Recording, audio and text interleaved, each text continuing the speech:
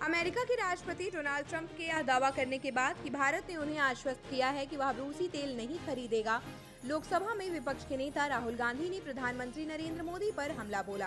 कांग्रेस सांसद ने गुरुवार को एक्स पर पोस्ट करके कहा कि प्रधानमंत्री मोदी अमेरिका और ट्रंप से डरते हैं।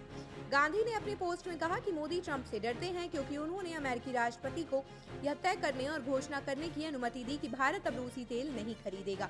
यह पोस्ट ट्रंप के उस बयान के बाद आई है जिसमें उन्होंने कहा कि पीएम मोदी ने उन्हें आश्वासन दिया कि भारत अब रूस से तेल की खरीद नहीं करेगा।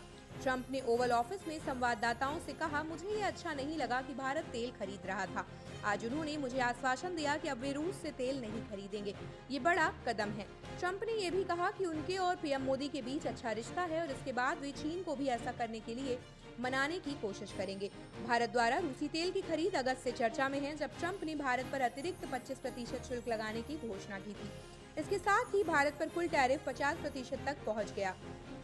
इस अतिरिक्त शुल्क के जवाब में पीएम मोदी ने कहा कि वे किसानों की आमदनी से समझौता नहीं करेंगे, चाहे इसके लिए भारी कीमत चुकानी पड़े।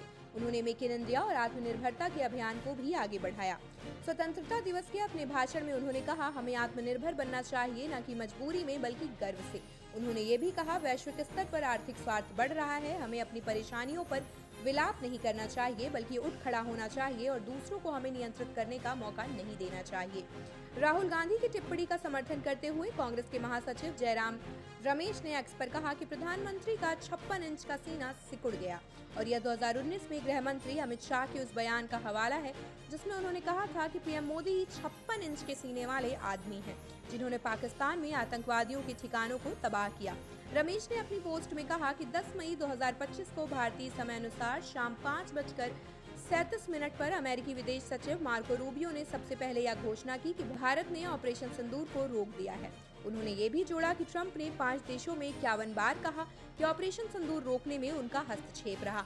रमेश ने कहा कि ट्रंप के हालिया बयान से यह स्पष्ट होता है कि प्रधानमंत्री ने महत्वपूर्ण निर्णय अमेरिका पर छोड़ दिया है।